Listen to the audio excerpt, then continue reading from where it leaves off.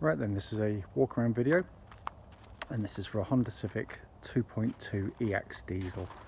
As you can see here, it's a 59 plate car and it's the facelift version, which you can easily spot by looking at the two grills, those little vents either side of the Honda badge built into the front there now. 78,000 miles on the clock of this vehicle. It's been very well looked after and it's in really lovely condition. Lights and lenses there completely free of any cracks or marks on them. Front bumper's very clean indeed.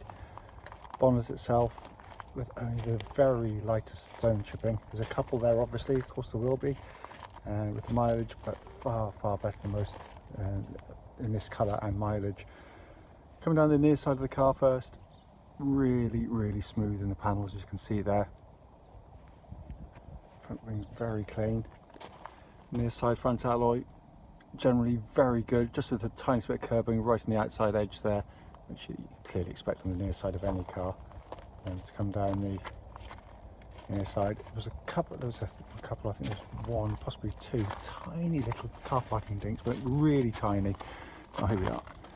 There's one there which is microscopic, and then one up there as well. But again, I'm being massively critical because you'll hardly even notice them in all honesty. And to come around to the near side rear alloy, again really clean with just the one tiny mark on the outside edge there that I can spot. Come around the back of the vehicle, colour-coded parking sensors all working absolutely perfectly. They get these new style one-piece silver trim pieces underneath on the later cars as well, which are really good. They don't fade in the same way as they did on the previous generations either. And then down the off side of the car, again very clean in the panels. Offside rear alloy, absolutely unmarked there. And the remaining panel work is really good. And offside front alloy, again in lovely condition. And you've got the split spokes on again on these later versions, which look fantastic on the car. So externally, the car's in really lovely condition. Coming to the boot area, absolutely huge boots on these Civics. They are massive, 60/40 folds you can see there on the rear seats. All the fabric's been kept so well. It looks like a car's done half the miles in every respect. They do have these hidden drawers there, so you've got that actual little cubby hole there, and if you pull that back, drop it down, you get a good sort of 7 or 8 inches of extra boot depth there, which is such a clever idea.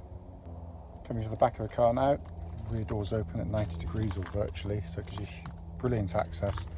I mean, that is just genius. The rear seat's folded up, which forms part of the magic seat affair, so you get this huge extra stowage area if you really want to.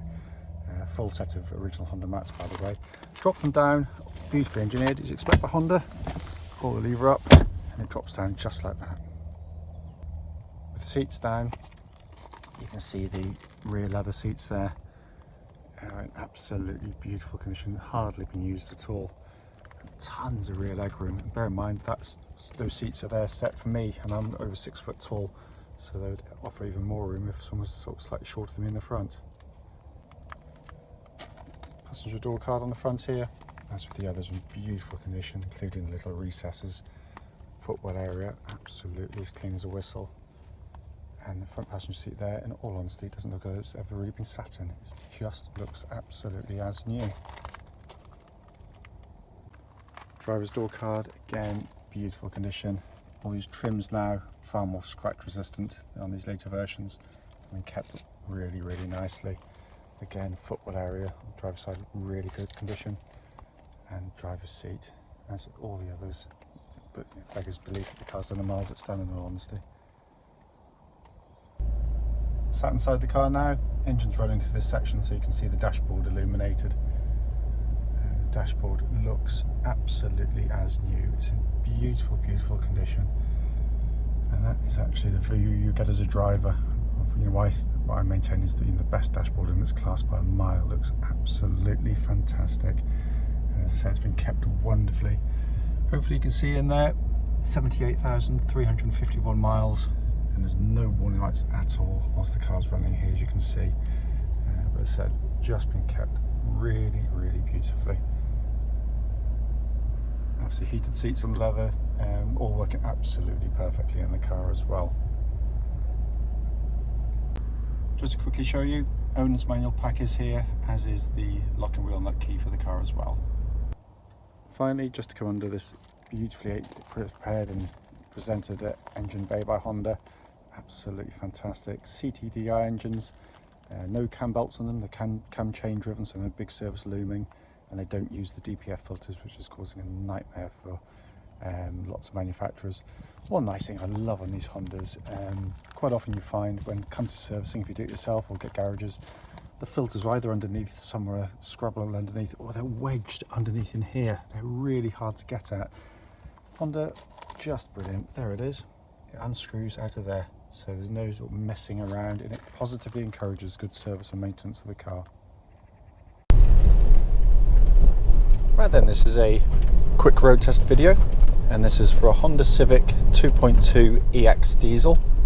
This particular car is registered NU59KEG. The reason for doing the road tests, as I say in all of them, is essentially so people who are looking at this car in the advert online get to see the very car actually in operation. That way, if there's any issues on the vehicle, we can and we do relay them back to you. So, you know, the very point of doing them.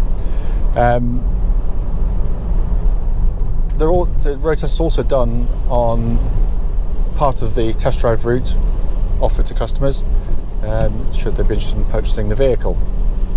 So that way, hopefully, it'll be representative, you know, what you'd actually feel yourself when driving the car.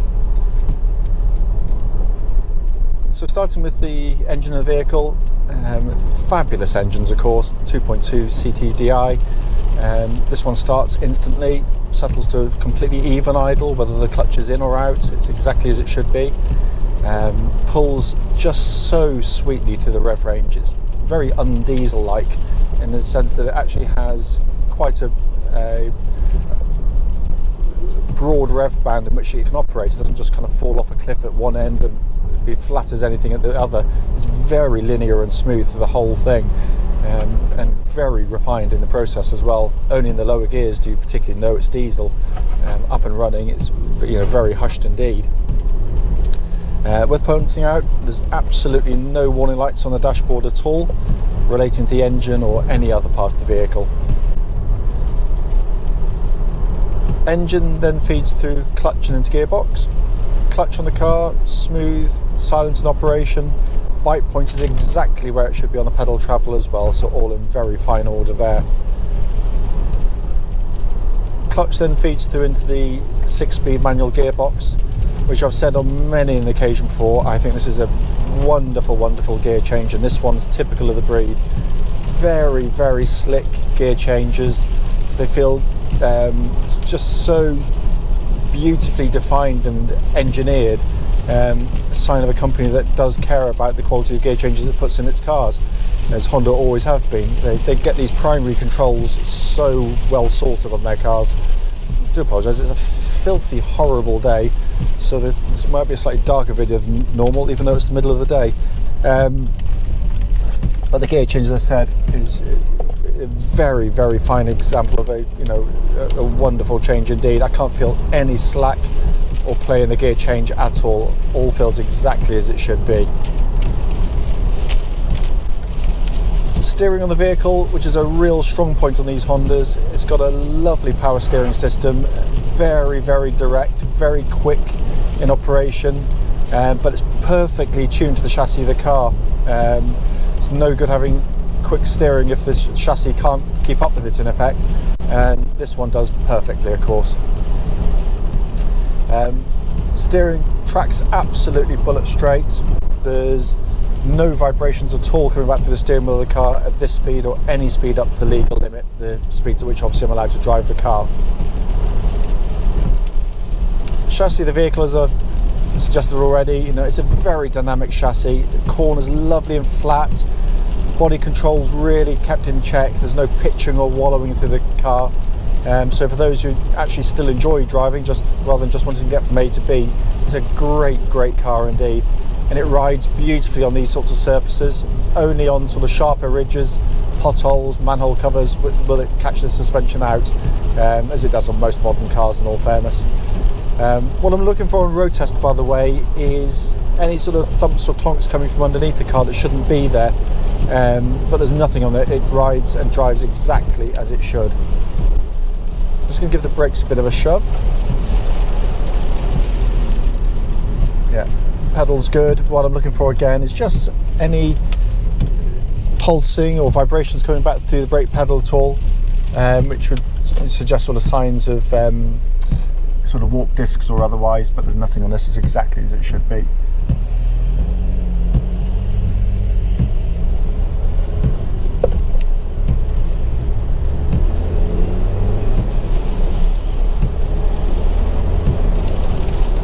Looking around inside the car, it's not been cleaned yet, believe it or not, even though it looks as though we probably already have, but we haven't. It's in lovely condition in here. I love the interiors on these cars. I always say it, and I will continue to say it. Really well built as well. No squeaks, rattles, buzzers, creaks, anything at all in the car. But this dash I just absolutely adore.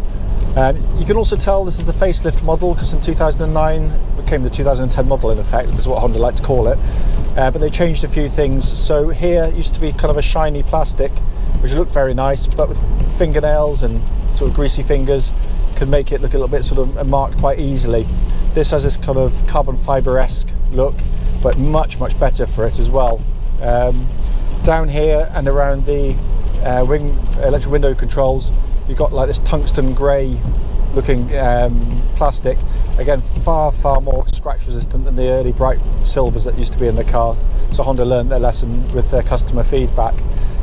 Then the rest of the dash is just fantastic, and it really is. It's so different.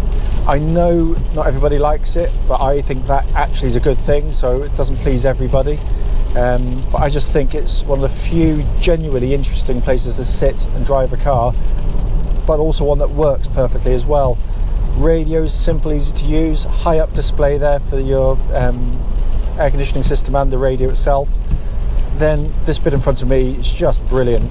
I can look at the cars in front now, but see the speed I'm doing, because it's a high up display, digital display on the dash there, without taking my eyes off the road for a second, and that's absolutely brilliant. Down below that, we've got this kind of hologram effect, with this floating dials with the huge dominating rev counter, flanked by the temperature gauge and fuel level gauge there as well. Incidentally, temperature gauge running at 1/3, which is exactly where it should be on a Honda car, petrol, diesel or otherwise. But everything's working perfectly. I say it in some of the other videos, it sounds a bit nerdy, but it really looks fantastic at night as well. When it's illuminated, it is just wonderful interior. As I said at the start of the video, the point of it is actually to be quite critical of the car. Given how well the car's been looked after, and I've obviously driven it before already, it comes as no great surprise to find out it drives absolutely beautifully. And I'm not giving it any allowance for its mileage or age. It just drives like a solid, tight, youthful car. Having said that, if I've missed anything on this video, and you need any questions answered, please do give us a call, and we'll happily answer any questions you might have.